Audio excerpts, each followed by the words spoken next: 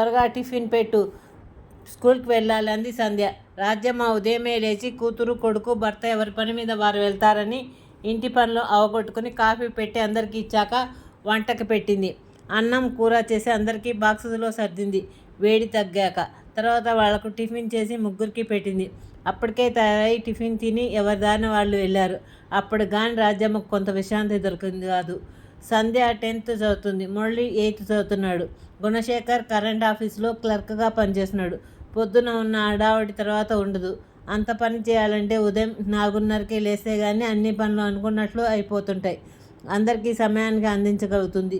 రాజ్యమ్మకు ఆ పనుల వలన విసుగురాదు, సంతోషంగానే ఉంటుంది. పిల్లలు అమ్మ పడే కష్టం వాళ్ళు పెద్దయినాక గుర్తుపెట్టుకుంటే చాలు అనుకుంటూ ఉంటుంది. సంధ్య అనుకున్నట్లే చదువులో చురుగ్గా ఉండడంతో 10th ఫస్ట్ క్లాస్లో పాస్ అయింది. అలా ఇంజనీరింగ్ వరకు చదివింది. తర్వాత అమ్మా నాన్న అతనితో పెళ్లి చేసుకుని అతనితో జీవితం మొదలుపెట్టింది. అతని పేరు సంజయ్. అతను అంత యోగ్యుడైన వ్యక్తి కాదు. సంధ్య వాళ్ళ నాన్న ఇచ్చే డబ్బు కోసమే ఆశతో పెళ్లి చేసుకున్నాడు. గుణశేఖర్ కానీ రాజ్యమ్మ కానీ మొదట గుర్తించలేదు.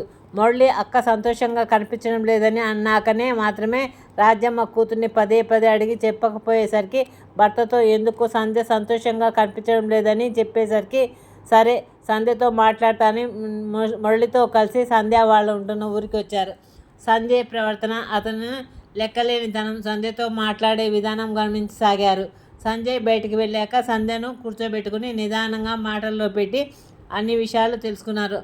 అప్పటి వరకు సంధ్య బిగబట్టుకున్న బాధ అంతా బయటకు వచ్చి అతని ప్రవర్తన అంతా చెప్పి, అతనికి డబ్బు కావాలి నాన్న, అతను ఉద్యోగం చేస్తున్నాడు అనిపించడం లేదు, ఎప్పుడు పడితే అప్పుడు ఇంటికి వస్తాడు, వచ్చి ఉన్నంతసేపు టీవీ అయినా చూస్తాడు, లేదా చిన్న చిన్న విషయాలకు నాతో గొడవ పెట్టుకుంటాడు, ఆఖరికి డబ్బు తీసుకుని రా నీ పుట్టింటి నుంచి అన్నీ చెప్పి బయటికి వెళ్ళిపోతుంటాడు. ఒకసారి కాదు, 2 సార్లు కాదు, రోజు అదే తంతా అనింది ఏడుస్తూ. సంజయ్ వచ్చాక గుణశేఖర్ సంధ్యను ఇంటికి తీసుకుని వెళ్తామని చెప్పి ఇంటికి తీసుకుని వచ్చాడు. అప్పటికే మురళి వాళ్ళ ఊరిలో సంజయ్ గురించి ఎంక్వైరీ చేస్తే అతను ఉద్యోగం మానేసి బలాదూరు తిరుగుతూ అన్ని అలవాట్లకు బానిసయ్యాడని తెలిసింది. ఇక సంధ్యను పంపించడం మానేసి ఉద్యోగానికి అప్లై చేయించి ఉద్యోగం రావడంతో ఉద్యోగంలో జాయిన్ చేశారు. సంజయ్కి విడాకులు ఇప్పించారు. సంధ్య ఆ చేదు జ్ఞాపకాలు మర్చిపోయి ఉద్యోగం చేస్తూ అమ్మానాన్నలతో ఉండిపోయింది.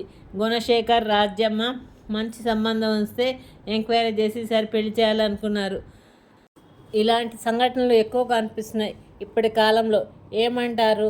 ఇది నిజమే అంటారా? నా కథలు నచ్చినట్లయితే లైక్ చేయండి, షేర్ చేయండి, సబ్స్క్రైబ్ చేయండి. Good night.